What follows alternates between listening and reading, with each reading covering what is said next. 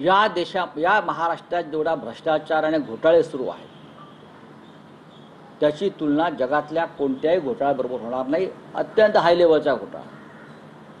19 दिवसापूर्वी देवेंद्र फडणवीस, एकनाथ शिंदे, अजित पवार यांच्या उपस्थितीमध्ये समृद्धी महामार्गाच्या शेवटच्या टप्प्याचं उद्घाटन झालं. इगतपुरी ते आंबे 19 दिवसांनी आज त्या रस्त्याची अवस्था समृद्धी ड्रीम प्रोजेक्ट हे सुद्धा देवेंद्र फडणवीस यांचे ड्रीम प्रोजेक्ट. या सगळ्या ड्रीम प्रोजेक्टमध्ये 50% घोटाळा आहे. या सगळ्या ड्रीम प्रोजेक्टचा पैसा, अर्धा पैसा हा निवडणुकीमध्ये मतं विकत घेण्यासाठी, आमदार खासदार विकत घेण्यासाठी, शिवसेना आणि राष्ट्रवादी काँग्रेसची लोक विकत घेण्यासाठी या सगळ्या ड्रीम प्रोजेक्टचा पैसा बाहेर आला ठेकेदारांकडून आणि खर्च झाला. आज तुम्ही आमने इगतपुरी रस्त्याची अवस्था जाऊन पहा. आता हे लोक शक्तिपीठाच्या मार्गाला लागलेले. काय शक्तिपीठ? 20,000 कोटी मंजूर झाले, त्यातले किमान 10,000 कोटी बाहेर येतील. जसे MMRDचे 3,000 कोटी आले आणि हे 10,000 कोटी स्थानिक स्वराज्य मतदारसंघाच्या निवडणुकीत वापरले जातील ठेकेदारांकडून. हे तुम्हाला मी आता सांगतो.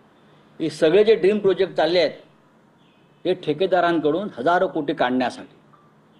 महाराष्ट्राला किती फायदा आहे त्याचा नाही हा पुढला प्रश्न.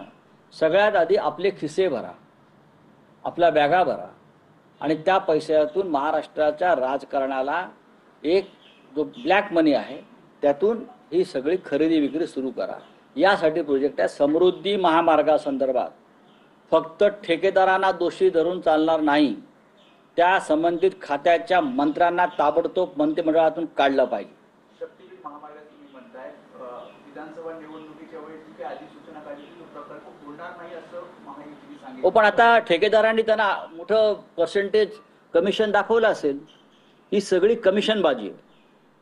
तुमच्या 500 कोटी माळेगाव कारखान्याला देणार आहेत. कुठून आणणार तुम्ही 500 कोटी? कोणाचे घेणार? एका कारखान्याला 500 कोटी रुपये तुम्ही देणार आहात एका कारखान्याला माळेगावच्या.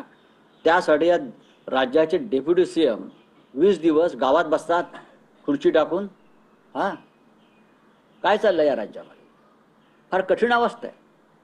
लूट चालली आहे या महाराष्ट्राची, फक्त लूट.